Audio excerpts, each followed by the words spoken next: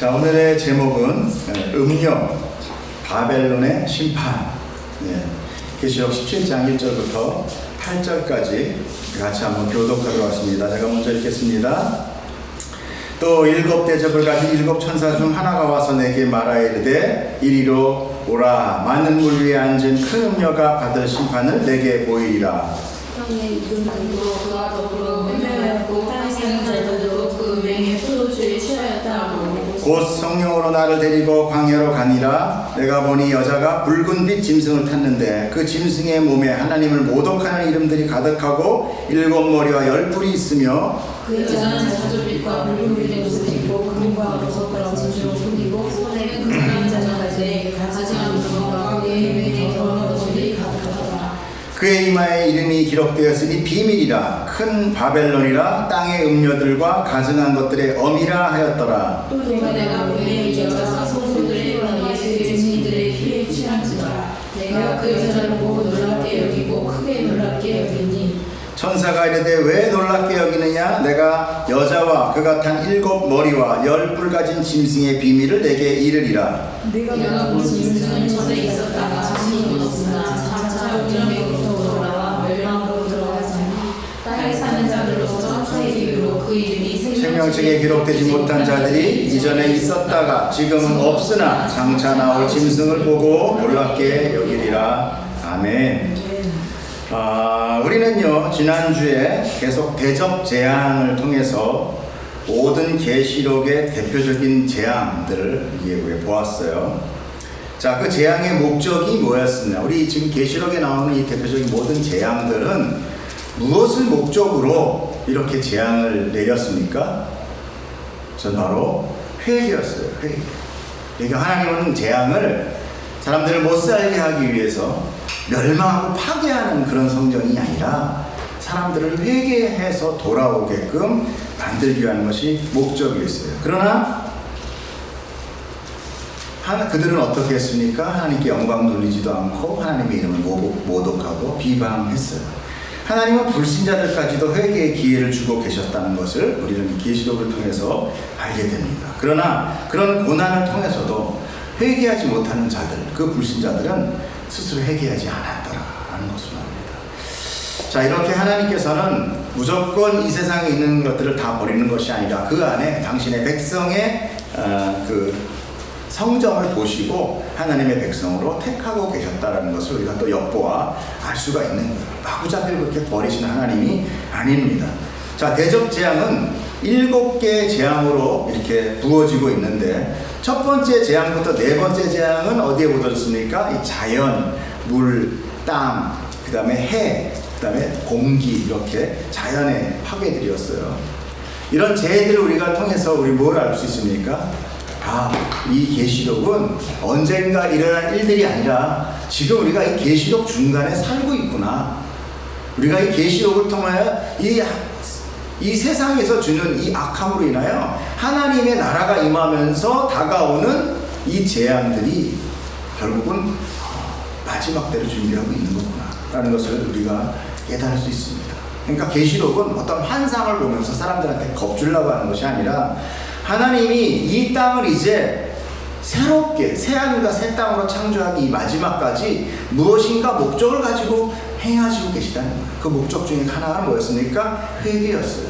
그런데 그들이 회개하지 않았고 결국 그들은 자신의 죄로 인하여 스스로 이제 멸망의 길로 가게 되는 것입니다. 하나님이 이렇게 멸망을 시키기 위해서 모든 것을 한다기보다 스스로 멸망의 길을 갑니다. 하나님의 길 반대는 멸망의 길이에요. 자, 나머지 다섯 번째 짐승, 그 다섯 번째는 짐승의 보좌에 쏟아집니다. 대접이. 짐승의 보좌라는 것은 짐승이 어떤 그 아지트라고 얘기할 수 있죠. 본부에 이제 재앙이 쏟아져요. 그러니까 뭐가 오느냐? 모든 것에 암흑이, 어둠이 됩니다. 이 암흑 재앙은 우리가 이집트에서 나오는 그 재앙들 중에서 암흑 재앙을 우리가 알 수 있어요. 그러니까 하나님의 재앙은 다 뭐야? 새로운 어떤 거를 한다는 것이 아니라 계속 하나님의 재앙은 같은 방향을 보고 흐르고 있다는 것을 알 수 있어요. 사람들은 이 어둠 속에서 괴로워하면서 자기 열을 깨물고 죽어요. 나 너무 힘들어서. 이 어둠이라는 것은 어떤 것을 뜻하느냐? 우리가 어둠을 통해서 많이 배웠죠. 영적인 무지라든지 고난, 고통, 죽음 이런 것들이 바로 어둠을 상징하는 거죠. 이 고통 속에서 사람들은 스스로 목숨을 끊을 정도로 많은 고통을 받아요. 그럼에도 불구하고 그들은 회개하지 않더라고 계속 지금 계시록에서는 지금 상태를 이야기하고 있는 거죠. 자, 이제 여섯째 재앙은 큰 강 유브라데 쏟아지면서 동방의 왕들의 길이 예비되더라 라고 나오는데요. 오늘 본문 앞에 얘기하는 겁니다. 동방의 길을 예비한다는 것은 뭐냐면 하나님을 대적하는 세상의 힘들이 올 수 있는 길을 열어놓았다. 하나님이 왜 열어놨을까? 왜 열어놨을까? 결국 하나님은 어떤 거냐? 하나님을 대적하고 하나님을 반대하고 공격하는 자들까지도 하나님은 어떻게 해요? 그들 마음대로 하는 것이 아니라 하나님이 허락해야 올 수 있다는 거예요. 하나님이 그 길을 예비하지 않으면 이들은 오지 못하는 거예요.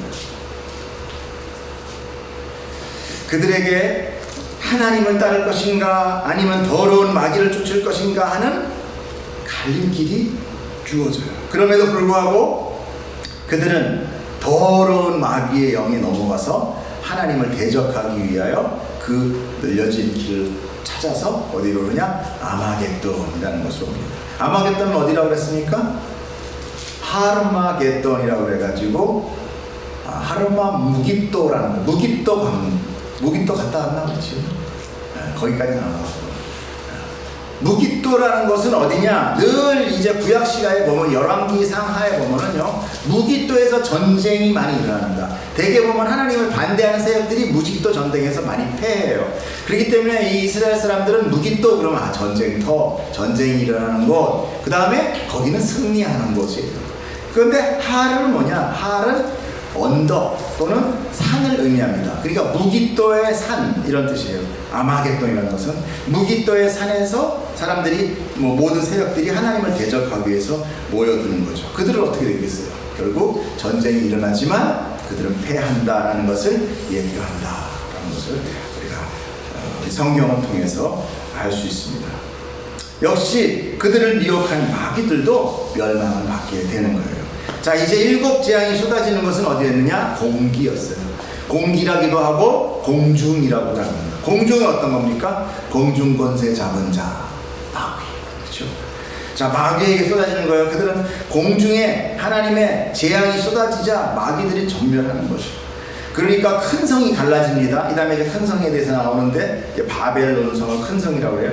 큰 성이 갈라지고 만국의 성이 무너지고 큰 지진들이 일어나는 거예요. 그리고 하나님은 큰 성 바벨론의 죄악을 기억하라. 그들에게 맹렬한 진노의 포도주잔이 쏟아집니다. 그러니까 큰 성 바벨론이란 뭐냐? 일종의 메가시티. 그곳에는 사람들의 음란과 퇴폐와 죄악과 살인이 가득한 곳. 그런 것을 대표적으로 이야기하는 것이 바로 큰 성 바벨론이에요. 그런 나라들이 어디 있습니까? 일본도 굉장히 마귀가 사단이 귀신이 많은 나라예요. 그리고 음란이 심합니다. 네. 그 외에 지금 이제 로마도 그 당시에 굉장히 퇴폐적인 데가 됐어요. 전부 다 그런 거를 상징해서 이제 바벨론이라고 하는 거죠. 자, 진노의 포도주 잔을 우리 배웠죠. 그것은 피였어요. 피의 심판을 뜻하는 겁니다. 자, 오늘 항상 오늘 본문을 보면요, 그 일곱 대접 재앙을 쏟은 천사 중에 하나가 요한에게 말을 합니다. 자, 1절 보겠습니다. 또 일곱 대접을 가진 일곱 천사 중 하나가 와서 내게 말하여 이르되 이리로 오라. 많은 물 위에 앉은 큰 음녀가 받을 심판을 내게 보이리라. 땅의 임금들도 그와 더불어 음행하였고 땅에 사는 자들도 그 음행의 포도주에 취하였다 하고. 자, 음녀란 무엇입니까? 음녀. 우리가 대충 음녀는 뭐 음란한 여자, 음녀라고 그러죠. 근데 성경에서 음란이라는 건 뭐예요? 우상숭배. 자, 이것은 하나님을 대적하고 우상숭배를 하는 초역사적 세상의 권력이나 근원을 대표하는 것을 음녀라고 지금 이야기하는 거예요. 그런데 그 음녀 중에서도 큰 음녀예요. 큰 음녀의 심판 지평을 내가 너에게 보여주리라 이거예요. 이 말은 받을 심판을 내게 보이려 했으니까. 그런데 땅의 임금과 세상의 왕들, 지도자들도 그 음료와 함께 음행하더라. 이렇게 나와 있어요. 그 포도주에 함께 취했다고요. 이걸 보고 뭐라 그러니까 총체적 타락이에요. 지금 음료를 심판하고 있지만 이 세상의 지도층, 그 다음에 뭐예요? 또 땅에 사는 자들은 뭐예요? 그냥 모든 사람이 다 우상 숭배를 한다는 거예요. 이 세상 사람들은 위나 아래나 모두 다 이 마귀와 함께 춤을 추고 함께 웃고 즐깁니다. 그 누구도 이 죄에서 벗어날 수 있는 사람은 아무도 없어요. 우리 뭐가 제일 즐겁습니까? 내가 성령 받은 거 즐거워요? 아니면 대박 나서 로또 맞은 게 더 즐거워요? 아이, 그런 거 어떻게 비유를 합니까? 그거랑 또 다른 거죠. 아니요. 우리가 이미 세상에서 젖어져 있는 세상의 가치관이라는 게 우리 안에 들어와 있어요. 그렇기 때문에 그 가치관에 의해서 우리는 움직이는 거예요. 교회를 다니는 것도요, 그 가치관 때문에 움직인다는 거 여러분 잘 들여다봐야 됩니다. 우리 사람이 정말 하나님만을 의지해서 우리 그 하나님의 믿음 가지고 우리가 교회 나오는 것보다 이 세상의 가치관을 가지고 나와요. 그렇기 때문에 세상에 거짓 선지자가 이 교인들을 미혹하는 것은 너무나 쉬운 거예요. 제가 요즘 예언병원에서 병 환우들하고 예배드리잖아요. 그분들한테 복음을 전한다는 게 정말 힘들다는 걸 제가 느낍니다. 복음은요, 이 세상의 가치를 얻어내는 게 기독교가 아니거든요. 그런데 우리가 처음에 교회를 나올 때부터 뭔 얘기를 들으냐? 병 걸리면, 야, 너 교회 가봐. 병 나. 하나님한테 붙들어봐. 기도하면 병나. 뭐 기도하면 일 해결돼. 기도하면. 그래서 세상의 모든 어떤 가치관을 이 교회에 와서 찾도록 첫 교회의 초청마디가 그겁니다. 그렇기 때문에 그들은, 성도들이 된다는 사람들은 처음에 그 조건을 가지고 들어와요. 더구나 그렇게 조건을 가지고 온 데다가 또 이 교회 지도자들은 그걸 계속 악용합니다. 우리가 산상수훈에서도 봤잖아요. 계속 행하라, 참어라, 바쳐라, 봉사해라, 금식해라, 기도해라, 이런 거 해야 내가 천국 가고 복받고 축복받고 한다고 계속 강요를 하니까 어느덧 기독교는 다 사라지고 교리는 다 사라지고 복음은 다 사라지고 그냥 전부 다 자기 문제 해결되기 위해서 다리를 친다는 거예요. 근데 그 자기 문제가 뭡니까? 자기 문제가 그것이 바로 우상 숭배잖아요. 하나님보다 더 좋아하는 거잖아요, 그게. 그러니까 왜 하나님한테 나오느냐? 그 문제를 해결해 주기 위한 강력한 신한테 나오는 거죠. 정말 하나님을 믿어서 나오는 게 아니에요. 근데 하나님은 우리 보고 뭐라고 그러냐? 나는 너의 아버지다 그런다. 아버지. 아버지라는 건 뭡니까? 비록 돈 많은 아버지가 있으면 물론 좋긴 하지만, 그러나 돈 없다고 아버지가 아닌 건 아니잖아요.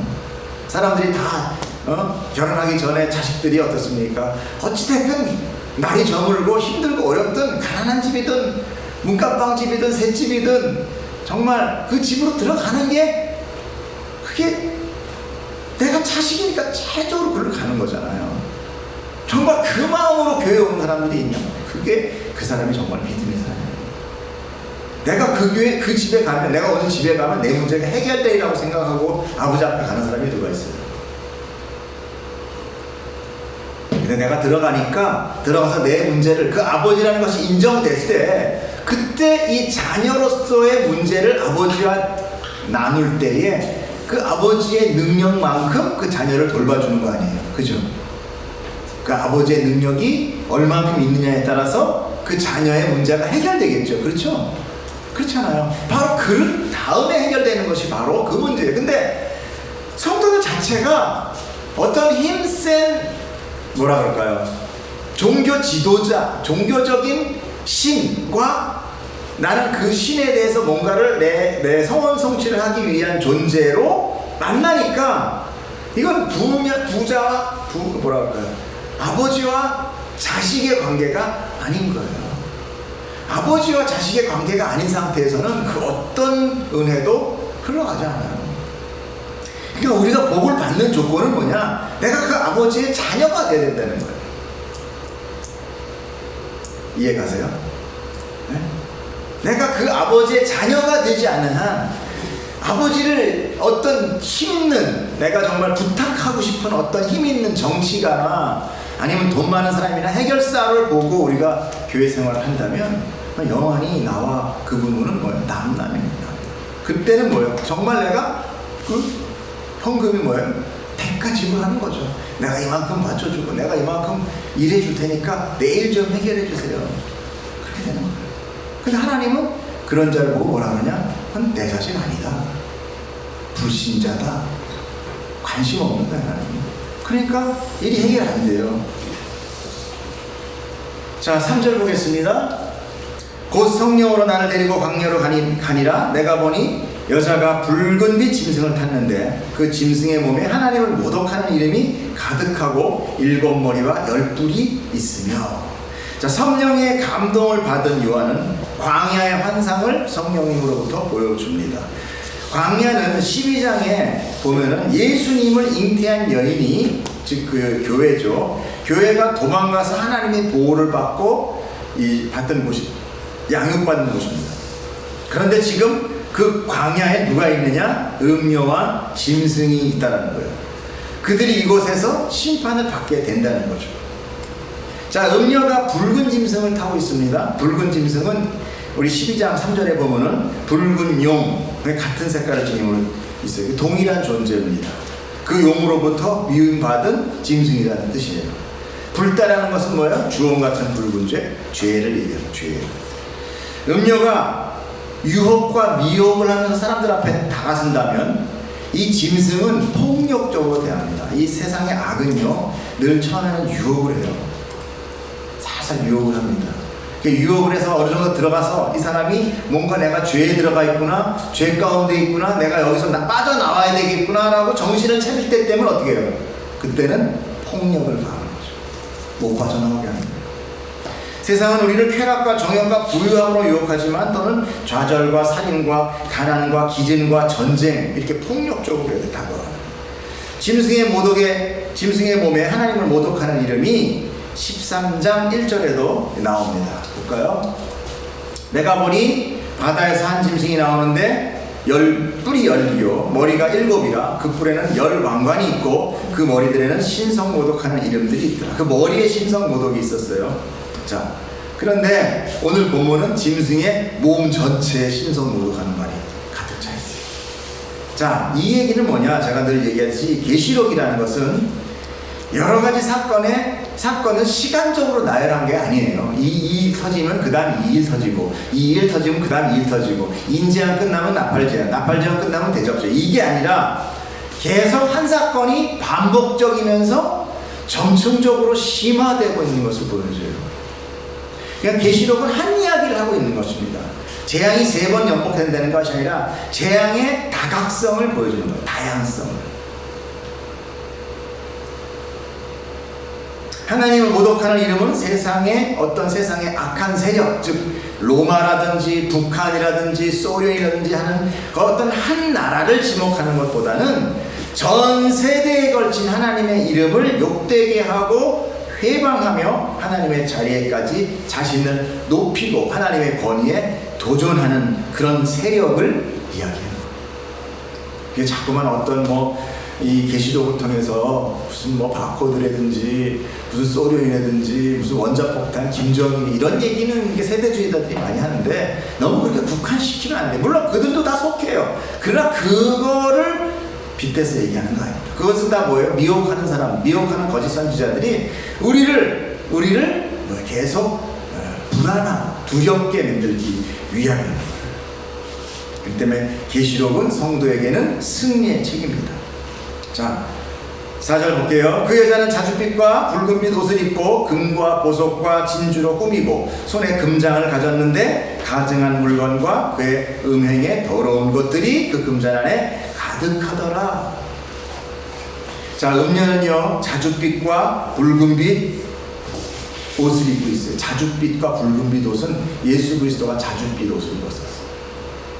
권위를 얘기해요. 왕이 자줏빛의 왕이더라. 그러니까 지금 이 음녀는 어때요? 자기가 막 권위를 가지고 있다는 거예요. 세상의 권위들, 권세를 가지고 있어요. 그래서 사람들로 하여금 칭송을 받습니다. 높은 권위와 권세로. 그 음료가 지금 어떤 사람들인지 머리에 떠오르죠. 어떤 사람들로부터 칭송받고 우러러봄을 느끼는 자들 중에 있다. 그들 앞에서 부러움과 존경의 대상으로 이렇게 나타나고 서 있는 거예요. 그 다음에 또 뭐예요? 금과 보석과 진주로 지금 꾸미고 있어요. 세상의 부에, 세상의 부자는 사람들에게 숭배를 받습니다. 돈이면 자기 목숨도 내어주는 것이 뭐예요? 세상. 돈이 정말 하나님만큼 무섭죠.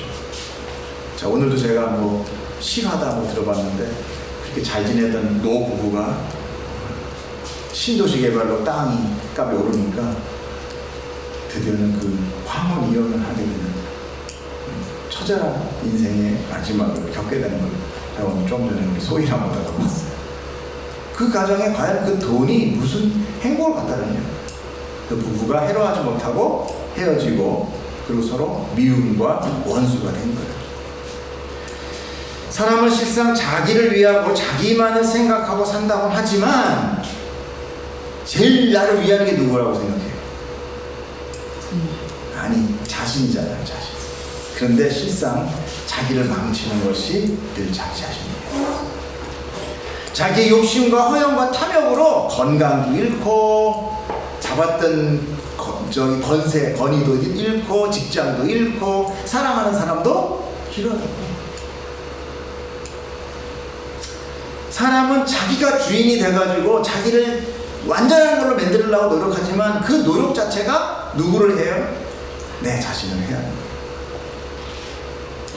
자, 그녀가 가진 금잔, 그러나 그 안에 뭐가 들었다고? 그 화려한 금잔 안에 뭐가 들어있어요? 가증한 물건과 음행에 더러운 것이다. 사람들은 금잔만 보고 그 안에 더러운 것은 보지 못한다. 그 안에 들어있기 때문에. 자, 5절 보겠습니다. 그의 이마에 이름이 기록되었으니 비밀이라, 큰 바벨론이라, 땅의 음녀들과 가증한 것들의 어미다. 음녀의 이름이 그 이마에 기록되어 있대요. 그 이름을 이마에 기록한 것은 어떤 거로 이 말이 유래가 됐냐면 로마 시대의 창녀들이 그 머리에다가 띠를 뗐대요. 자기 이름을 기록하기. 이게 멋있게 해서 이쁜이 뭐 이렇게 띠를 떼서 자기를 부를 수 있는. 이렇게 해서 로마의 창녀들이 요거를 지금 빗따서 지금 요한의 계시록이 쓰여져 있는 거죠. 자, 이 모습은 성도의 또 이마에 뭐가 써 있었어요?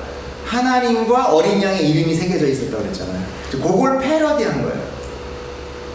그래서 음녀의 이마에, 그의 이마에 이름이 기록되어 있는데, 근데 뭐라고 써 있느냐? 그 이름이 뭐라고 해요? 비밀이다. 비밀.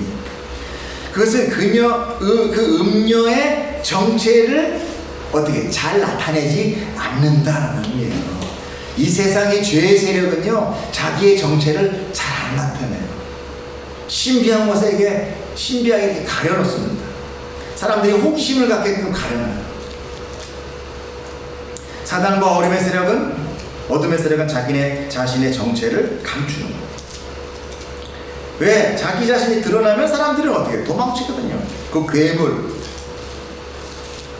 자기를 살짝 감추고 이 세상의 돈과 화려함과 권세와 권력으로 사람들을 미혹하고 유혹하는 것. 그것이 바로 음녀입니다. 이 모든 것이 사람들은 다 속아 넘어가는 거죠.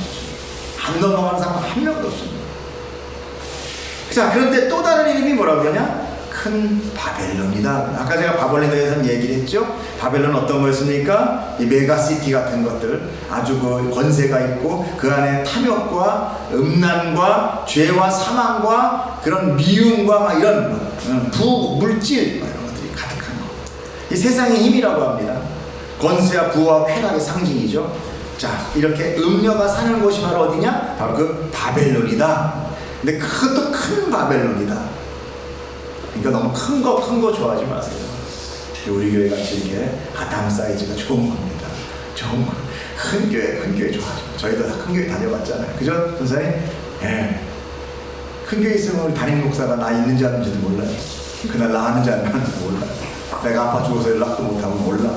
그게 무슨 목양입니까? 아니에요. 자, 이게 큰 바벨론이라고 되어 있죠. 이 바벨론 앞에 이 큰은 히브리어 메가스라는 거예요. 이 히브리어 메가스 하니까 알겠죠? 메가톤, 메가시티 하는 그 메가가 바로 이 히브리어 원어로 해서 정렬된 겁니다. 자, 그 풍부한 바벨론, 그 웅장한 바벨론, 그 거대한 바벨론 이런 뜻이죠. 자, 그리고 그 또 다른 이름이 있어요. 뭐라고 나옵니까? 땅의 음료들과 가증한 것의 어미죠. 어미는 뭡니까? 어미란 뜻은 뭐예요? 보호한다는 것도 있지만 어떤 것입니까? 계속 낳는 거예요. 낳는 거. 네? 이 세상에 유혹과 죽음과 멸망과 이런 것들, 이런 걸 계속 낳는단 말이에요. 사람들 자꾸만 유혹해가지고 뭐예요? 자꾸 자기 세력을 낳아요. 어미의 어미. 이 땅의 음녀, 매춘부는 사람들에게 성을 팔면서 음란으로 유혹합니다. 이렇게 사람들의 눈을 유혹하고 죽음으로, 멸망으로 돌립니다. 그 사람들의 눈을 가려요. 하나님을 못 보게 해요. 그런 것들을 뭐예요? 가증한 것이다 표현하는 거예요. 특별히 가증한 것이라고 표현했더니 원어는 부델리스그마라고 해서 우상숭배를 얘기해요. 가증한 것은 우상숭배. 또 역겨운 것, 증오하는 것 이런 것들 포함됩니다. 즉 그 음녀는 세상에 큰 힘을 등에 업고 그 권력의 자리 중심에서 사람들을 미혹하고 유혹하고 우상숭배하게 만드는 자의 어미다. 그런 뜻입니다. 자, 우상숭배가 무슨 뜻인지 아시죠? 하나님보다 더 높게 생각하는 것, 더 중요하게 생각하는 것, 더 급하게 생각하는 것, 더 귀하니까, 더 먼저, 더 소중하게, 이런 것들이 다 우상. 그것을 위해 사는 것이 바로 우상숭배. 자, 6절 보겠습니다. 자, 이런 얘기하면 누구 생각이 납니까? 우리의 삶이 생각이 나잖아요. 자, 6절 보겠습니다. 또 내가 보매 이 여자가 성도들의 피와 예수의 증인들의 피에 취한지라 내가 그 여자를 보고 놀랍게 여기고 크게 놀랍게 여기니. 음녀는요, 성도들의 피와 예수의 증인들의 피에 취해 있다라고 해요. 즉 성도들과 예수의 증인들은 세상으로부터 믿음을 지키며 순교하기까지 충성을 다하는 하나님의 백성을 대표해서 말합니다. 근데 그들을 핍박하고 유혹하고 배교하게 만들고 우상숭배하게 만든다는 거죠. 그리고 그들을 죽이는 거예요. 이것은 마지막 때에 성도가 받게 될 극심한 박해를 예표하고 있는 것입니다. 세상의 유혹, 세상의 세력들은요, 이 성도들을 괴롭히고 죽이고 박해하면서 그 피에 취해 있는 거예요. 마지막 바람이죠. 그러니까 지금 성도들이 마지막 때에 평안하다 아니면은 고난받는다. 여러분, 고난받는 거에 대해서 너무 그렇게 어렵게 생각하지 마세요. 고난은 받지만 그 안에 하나님이 뭘 주세요? 샬롬 주잖아요. 샬롬. 제가 어저께 TV를 보니까 인도에는 카스트 제도가 있어요. 인도에는. 그러니까 브라만 제도, 무슨 제도 중에 맨 밑에 아주 뭐냐면 불가촉 천민이라는 게 있어요. 불가촉 천민. 이 사람들은 평생에 이게 위를 쳐다봐도 안 돼. 침통도 매달려 다니는데 침을 뱉으면 땅이 더러워져. 그 정도로. 그리고 이 사람들은 뭐 하는 사람들이냐? 빨래하거나 하수구 치우거나 뭐 청소하고 아주 이렇게 더럽고 뭐 그런 것만 하는 거야. 하수에도 막 하수 안에 막 거의 똥이 죄송합니다. 그 똥통 안에 홀딱 뽑고 들어가서 안에 청소하고 물 완전히 꼴딱 들어가가지고 나오더라고요. TV에서. 그리고 한 사람은 뭐냐? 빨래를 하는 거예요. 평생을 빨래를 하는 거예요. 그 빨래를 너무 해가지고 그 화학약품 때문에 손이 다 갈라져 있어요. 근데 평생 그거 하는 거예요. 근데 그 사람들한테 행복하냐? 행복하다. 그럼 자식한테 이걸 시키겠느냐? 자식한테는 안 시키겠다. 근데 그 가족이 참 행복했는데 그 딸이 뭐예요? 딸은 치과 의사가 이제 문명이 들어와가지고 이 브라만 제도들이 조금씩 이제 이렇게 카스트 제도들이 조금씩 붕괴되고 있는 것 같아요. 그런데 어찌됐건 그렇게 힘든 일을 하면서 물론 자식은 그 일 걷기를 원하지 않지만 그들은 어떻게 보면 우리들 보면 그거 하라면 완전히 그거만큼 박해가 어딥니까? 그거만큼 어려운 게 어디 있어요? 근데 그들은 행복한다. 그러면 그걸 그렇게 하라는 얘기가 아니라 그럼 과연 이 세상에서 행복이라는 기준은 뭐냐는 말이죠. 제가 말씀드리고 싶은 거는 만족이라는 기준이라는 건 뭐냐 말이죠. 물론 그 사람도 자기 자식한테는 물려주지 않겠다. 근데 행복하냐? 그렇지만 난 행복합니다. 그렇게 얘기를 하더라고요. 제 얼굴을 보십시오 그러더라고요. 제가 그 인터뷰한 사람 제 얼굴 보십시오. 그 때문에 우리가 사실 보면은요, 뭐 어떤 목사님이 그 얘기 제가 따면은 이 전 세계에서 뜨뜻한 물로 샤워할 수 있는 인간이 이 전 세계에서 지금은 몇 프로인지 그때는 3%래. 3%. 더운 물로 샤워할 수 있는 사람. 우리 최소한 더운 물로 샤워하잖아요. 근데 왜 고난을 받는다, 왜 고통받는다, 맨날 주여 주여 하면서 이거 극복해주세요, 저거 극복해주세요. 우리는 재미삼아 사먹는 햄버거 하나에 그 극한 방글라데시 같은 아주 힘든 그 주민들은 한 가족이 한 달 동안 먹을 식량이라는 거예요. 우리 먹고 버릴 수도 있는 거예요. 그런데 우리가 왜 그걸 갖고 고난이라는 얘기예요? 과연 이 세상의 삶의 인간의 행복은 무엇이냐? 그런 거 아니라는 거예요. 세상이 주는 그런 거. 우리 안에 하나님의 샬롬이 들어온다면 우리는 그 어떤 것도 힘들지 않고 살아갈 수 있는 거예요. 우리는 모두 하나님을 믿음으로 해서 이 세상에서 부귀와 영화가 지속될 것으로 우리는 착각해요. 성도는 타락한 이 세상 속에서 높아지는 것이 아니라 이 세상 속에서 사단과 거짓 선지자와 음녀의 정체를 알고 그 핍박 중에서도 믿음을 지켜 하나님 나라에 들어가 영원한 복락을 누리는 자가 되기 위해서 노력하는 거예요. 그 믿음을 지키는 거예요. 7절 보겠습니다. 천사가 이르되 왜 놀랍게 여기느냐? 내가 여자와 그가 탄 7 머리와 10뿔 가진 짐승의 비밀을 내가 알리리라.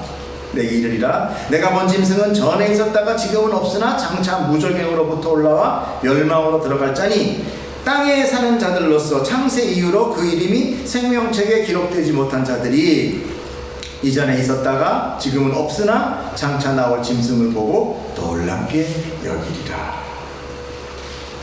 천사가 요한에게 그래요. 야, 왜 음녀 그 짐승의 실체를 알려주겠는지 왜 그렇게 놀라느냐? 내가 이 실체를 알려주겠다. 자, 그 짐승은 10뿔, 그 다음에 7 머리를 가지고 있다고 그랬죠. 10뿔과 7은 뭐예요? 하나님의 숫자입니다. 10과 7은. 하나님을 패러디하고 있어요. 그 다음에 또 누굴 패러디하느냐? 예수 그리스도를 패러디하고 있어요. 그 얘기가 뭐냐 나오냐? 어디냐면 여기에요. 바로 전에 있다가 지금은 없으나 장차 올라올 것. 이게 바로 예수님을 패러디하는 것입니다. 예수님은 하나님으로서 전에도 계시고 지금도 계시고 그죠? 시방도 계시고 전에도 계시고 그죠? 그 성경에 나오잖아요. 그 다음에 장차 오실 이. 이게 지금 바로 예수님이란 말이에요. 근데 패러디를 하는데 뭐가 달라요? 가운데가 없죠. 지금도 계시는데 사단은 어때요? 지금은 없으나로 나오잖아요. 없으나. 왜 없어요? 왜 없어요? 에? 틀리면 쪽팔릴까봐. 자, 예수님이 십자가에 못 박혀 죽음으로써 마귀가 어떻게 됐습니까? 마귀의 세력이 거의 죽은 거랑 같이 죽은 거예요. 그렇기 때문에 지금은 사단이 없어요, 여러분. 그럼 지금 나오는 건 뭐냐? 이 사단의 아까 말했어요. 사단으로부터 권세를 받은 짐승들의 세력이에요. 음녀들의 세력. 사단, 용은 나중에 무저갱으로부터, 무저갱이 지금 눕혀 있습니다. 그래서 무저갱으로부터 장차 올라올 거다. 사단의 세력은 꺾인 거예요. 지금 사단 없습니다. 단지 사단으로부터 능력과 권세를 받은 그 짐승과 음녀 그것들이 있는 거예요. 그러나 이후에 잠시 풀려납니다. 자, 요한계시록 20장 볼까요? 20장. 무저갱에 던져넣었고 잠그고 그 후에 임봉하여 천년이 차도록 다시는 만국을 미혹하지 못하게 하였는데 그 후에는 반드시 잠깐 놓이리라. 천년이 차에 사단이 그 옥에서 놓인다고 나오죠? 자, 그러나 창세 이후로 그 이름이 생명책에 기록되지 못한 자들은 그 짐승을 보고 숭배를 하더라. 회개하지 않더라. 짐승과 우상을 숭배하더라. 하나님을 대적하는 자들이 다시 부활한 그 짐승을 보고 놀라서 미혹되어 짐승에게 충성을 다하더라. 그러니까 이들은요, 계속 지금 반복되는 얘기가 뭡니까? 불신자들은 계속 하나님의 어떤 역사, 이 좀 사단을 잡아서 넣어도 또 나오면 그 사단의 힘에만 자꾸만 놀라는 거예요. 그러나 결국 그 사단과 용과 그 불신자들은 다 멸망에 들어갑니다. 나중에 우리가 공부하겠지만 좀 미리 보면 요한계시록 20장 10절 보면요, 20절에 보면 또 그들을 미혹하는 마귀가 불과 유황 못에 던져지니 거기는 그 짐승과 거짓 선지자 있죠. 그리고 세세토록 밤낮 괴로움을 받으리라. 그 다음에 또 13절에 보면 바다가 그 가운데서 죽는다. 그러니까 이 바다가 항상 그렇죠. 바다라는 것, 바다가 이 사망의 음침한 거를 비유한 거예요. 바다가 죽은 자를 내주고 또 사망과 음부도 그 가운데서 죽은 자를 내주며 각 사람이 자기의 행위로 심판을 받고. 그러니까 사람들은 다 부활해요. 부활해서 심판을 받게 돼요. 14절에 사망과 음부도 불못에 던져지니 이것을 둘째 사망 곧 불못이라. 누구든지 생명책에 기록되지 못한 자는 불못에 던져지더라. 이렇게 끝나는 겁니다. 그리고 이제 새하늘과 새 땅이 내려와요. 단장한 예루살렘이 내려옵니다. 이 세상은 이렇게 끝나버릴 거예요. 이 모든 재앙은 회개를 위한 것이며 성도의 믿음은 더욱 견고하게 하기 위한 것을 깨달아야 돼요. 짐승과 사단과 그 세력들은 계속해서 일어나지만 하나님은 그걸 이용해서 자기 백성의 연단과 불신자들의 심판 증거를 확보하는 거예요. 그리고 그 백성이 모든 준비가 됨으로, 끝남으로 인하여 이제 모든 사건은 마무리됩니다. 그러나 우리 성도의 삶이 무엇입니까? 큰 성 바벨론입니까? 아니요. 화려한 음료입니까? 아닙니다. 엄청난 권세와 권력의 짐승입니까? 그것도 아닙니다.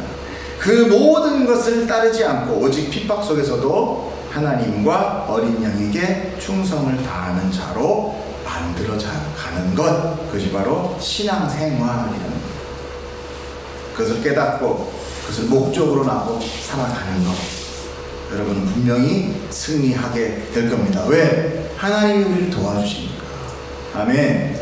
그러니까 우리가 세상의 가치관으로 흔들리죠. 흔들릴 때마다 늘 붙들어야 돼요. 그래서 예배가 중요합니다.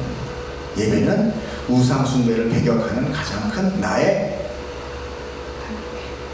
방패며 나의 자유의지예요. 예배는 하나님이 자유의지로, 나의 자유의지로 받기를 원하시거든요. 여러분 꼭 기억하시며 신앙생활 가운데 승리하는 자가 되기를 축복합니다. 아멘. 기도하겠습니다. 사랑이 많으신 하나님 아버지 감사합니다.